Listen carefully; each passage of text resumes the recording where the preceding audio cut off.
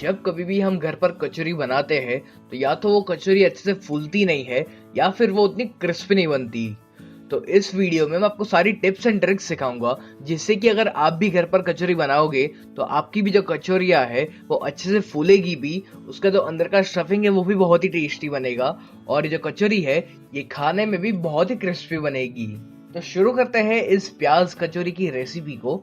तो सबसे पहले हम इसका स्टफिंग बनाएंगे क्योंकि जो स्टफिंग होता है ना वो ही इसकी सबसे मेन चीज होती है।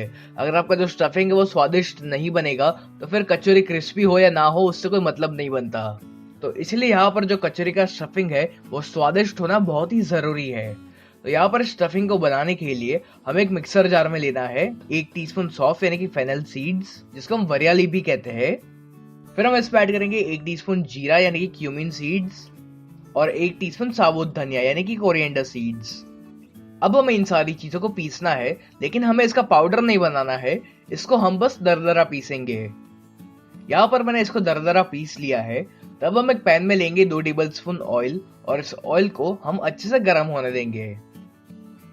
अब जो सौंफ, जीरा और साबुत धनिया को हमने दरदरा कूटा हुआ था वो हम इसमें ऐड करेंगे और इसको मैं मीडियम फ्लेम पर लगभग 1 से 2 मिनट के लिए पकाना है। या फिर आप इसको तब तक पकाइए जब तक इसमें से एक अच्छी सी खुशबू नहीं आने लगती। यहाँ पर लगभग 2 मिनट हो चुकी है और इसमें से बहुत ही बढ़िया सी खुशबू आ रही है। तो अब हम यहाँ पर इसमें ऐड करेंगे 2 से 3 टेबल स्पून बेसन यानी कि ग्राम फ्लावर।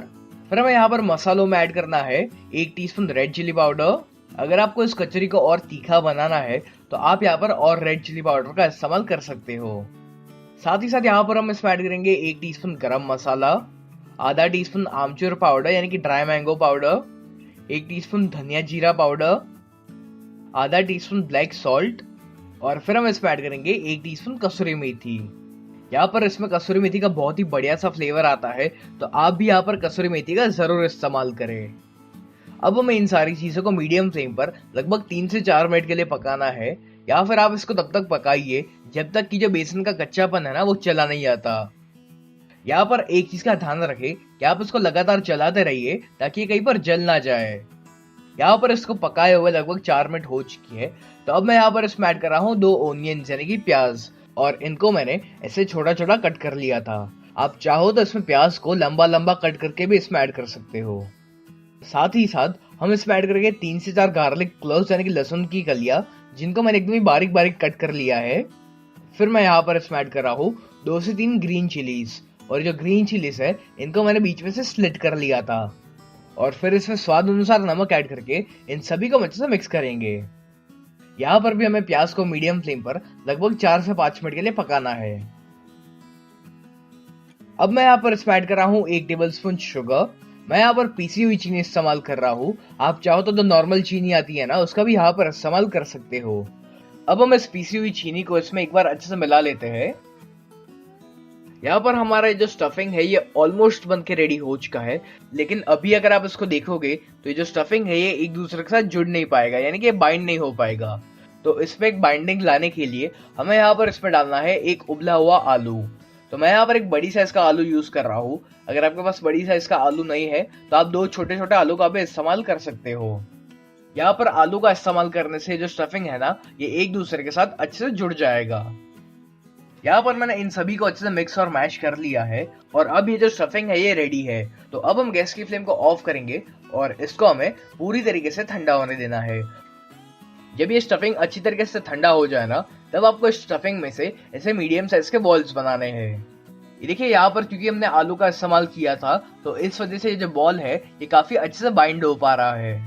तो बस इसी तरह आपको बाकी सभी बॉल्स को भी बनाकर रखना है। यहाँ पर मैंने सारे स्टफिंग में से बॉल्स बना लिए हैं और ये टोटल 1 2 3 4 5 6 7 8 9 10 11 12 बॉल्स बने हुए हैं यहाँ पर टोटल, यानी कि हम इतनी मात्रा से 12 कचौरियां बना पाएंगे। तो अब हम यहाँ पर इसका डो बनाएंगे और ये जो डो है इसको कैसे बनाना है ये भी बहुत ही जरूरी है, क्योंकि अगर आपका डो अच्छे से नहीं बनेगा तो आपकी जो कचौरियां है ना वो फूलेगी नहीं। तो यहाँ पर इस डो को बनाने के लिए हमें चाहिए 2 कप ऑल पर्पस फ्लावर यानी कि मैदा। फिर हम इसमें ऐड करेंगे स्वाद अनुसार नमक, 1 टीस्पून अजवाइन यानी कि कैरम सीड्स, और आप चाहो तो यहाँ पर 2 टेबलस्पून सूजी यानी कि सेमोलिना का भी इस्तेमाल कर सकते हो। यहाँ पर इसमें सूजी का इस्तेमाल करने से आपकी जो कचौरी है ना वो और ज्यादा क्रिस्पी बनेगी। अब हमें इस डो में ऐड करना है थोड़ा सा मोइन। तो उसके लिए मैं यहाँ पर इसमें ऐड कर रहा हूँ 2 से 3 टेबलस्पून ऑयल। यहाँ पर जो मोइन है वो एकदम ही परफेक्ट मात्रा में होना चाहिए, तो ही आपकी जो कचौरी है ना वो बहुत ही क्रिस्पी बन पाएगी। तो ये जो मोइन है ये बराबर मात्रा में है या नहीं ये चेक करने के लिए हम थोड़ा सा आटा अपने हाथों में लेंगे और इसको ऐसे दबाएंगे। और इसको दबाने के बाद अगर ये अच्छे से जुड़ जाता है तो इसका मतलब ये है कि हमारा जो मोइन है वो बिल्कुल बराबर है। लेकिन यहाँ पर आप देख रहे हो कि हमारा जो आटा है ना वो एक दूसरे के साथ जुड़ नहीं रहा है, यानी कि हमें यहाँ पर और मोइन डालना पड़ेगा।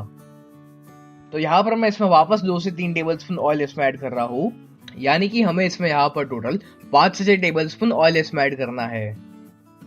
अब फिर एक बार वापस चेक करेंगे कि जो मोइन है ये बराबर हो चुका है या नहीं।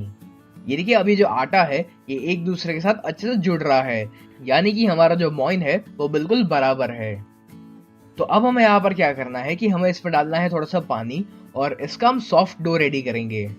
यहाँ पर अगर आपका जो डो है वो हार्ड होगा यानी कि सख्त होगा तो आपको कचौरियाँ बनाने में बहुत ही तकलीफ होगी, और अगर आप इन कचौरियों को अच्छे से सील नहीं कर पाओगे तो आपकी जो कचौरी है वो तेल में जाने के बाद खुल जाएगी और आपकी सारी की सारी मेहनत बर्बाद हो जाएगी। तो इसलिए यहाँ पर आपको इसका सॉफ्ट डो रेडी करना है ताकि आप बहुत ही आसानी से इस कचौरी को बना पाए। अब यहाँ पर आपको क्या करना है कि आपको इस डो को 8 से 10 मिनट के लिए अच्छे से मसलना है। ऐसा करने से आपकी जो कचौरी है वो बहुत ही परफेक्ट बनेगी। यहाँ पर लगभग मैंने इसको 8 से 10 मिनट के लिए अच्छे से मसल लिया था, और ये देखो जब मैं इसको प्रेस कर रहा हूँ तो ये अपने आप ही ऊपर वापस आ रहा है। तो इससे हमें ये पता चलता है कि हमारा जो डो है वो बहुत ही परफेक्ट बना हुआ है। अब हम इस डो को कवर करके इसे हम लगभग 15 मिनट के लिए रेस्ट करने देंगे। 15 मिनट के बाद आपको इस डो को वापस एक बार मसलना है और फिर आपको इसमें से मीडियम साइज के बॉल्स बनाने हैं। अगर आप बड़ी बड़ी कचौरियां बनाना चाहते हो तो आप यहाँ पर और ज्यादा डो का इस्तेमाल कर सकते हो। अब आपको इस लोई में से ऐसी एक कटोरी यानी कि एक बास्केट बनानी है। तो ये जो कटोरी है इसको बनाने के लिए ये जो लोई है इसके किनारों को आपको बाहर की तरफ खींचते जाना है, और इसका ये जो बीच का हिस्सा है ना उसको थोड़ा सा मोटा ही रहने दीजिए। यहाँ पर मैंने ये कटोरी बना ली है। तो अब जो स्टफिंग का बॉल हमने बनाया हुआ था वो हम इसके बीच में रखेंगे और बस फिर हमें इस कचौरी को अच्छे से सील करना है। तो यहाँ पर मैं स्टफिंग को थोड़ा सा नीचे की तरफ पुश कर रहा हूँ और जो डो है इसको मैं बाहर की तरफ खींच रहा हूँ। अब ये जो ऊपर का एक्सेस डो है ना उसको हम बाहर निकाल देंगे, और यहाँ पर क्योंकि हमने डो को सॉफ्ट रखा हुआ था इस वजह से ये बहुत ही आसानी से सील हो चुका है। अब हम इसको हल्का हल्का प्रेस करके इसको फ्लैट बनाएंगे। यहाँ पर ये कचौरी ऑलमोस्ट बन के रेडी हो चुकी है। तो अब हमें यहाँ पर क्या करना है कि हमें इसके बीच में एक ऐसा गड्ढा बनाना है। इस गड्ढे की वजह से जो कचौरी है ना वो जब तेल में जाएगी तो वो अच्छे से फूल जाएगी। चले यहाँ पर एक कचौरी तो हमने बना ली है और इसी तरह आपको बाकी सभी कचौरी भी बनानी है, लेकिन अब इसको फ्राई कैसे करना है ये भी बहुत जरूरी है। अगर आप ध्यान से प्याज की कचौरी को देखोगे ना, जो प्याज की कचौरी होती है उसके ऊपर ऐसे छोटे छोटे बबल्स होते हैं।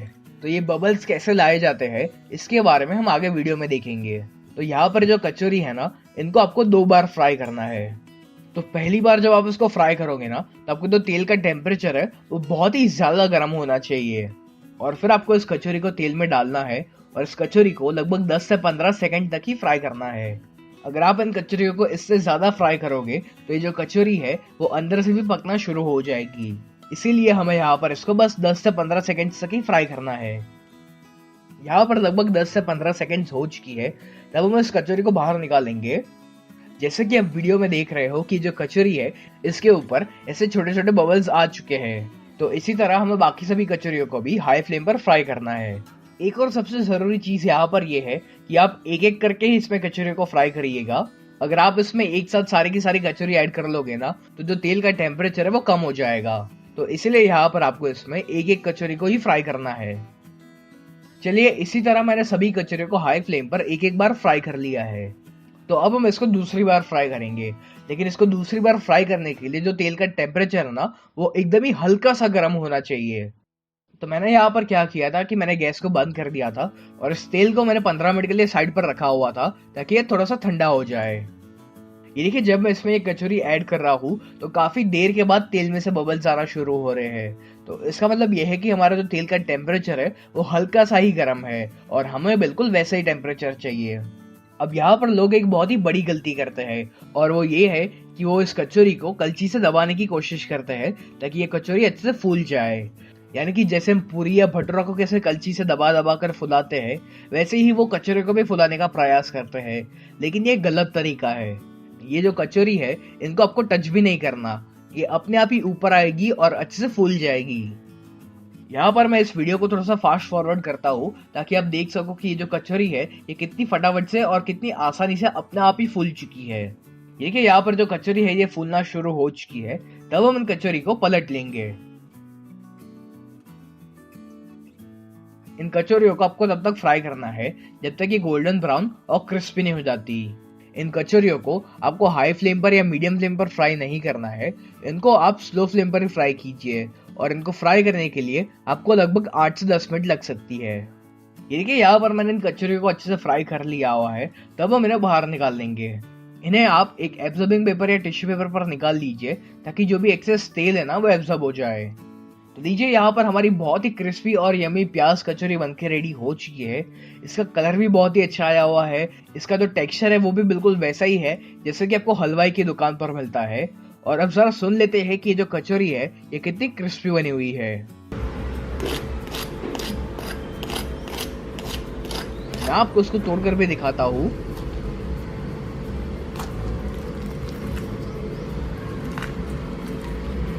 तो आपको ये प्याज कचौरी की रेसिपी कैसी लगी इसके बारे में तो कमेंट्स में जरूर लिखकर बताइएगा। और अगर आपको ये देखना है कि इसके साथ जो चटनी होती है वो कैसे बनाई जाती है तो उसका मैंने वीडियो बनाया हुआ है और उस वीडियो के लिंक मैं आपको नीचे डिस्क्रिप्शन बॉक्स में दे दूंगा।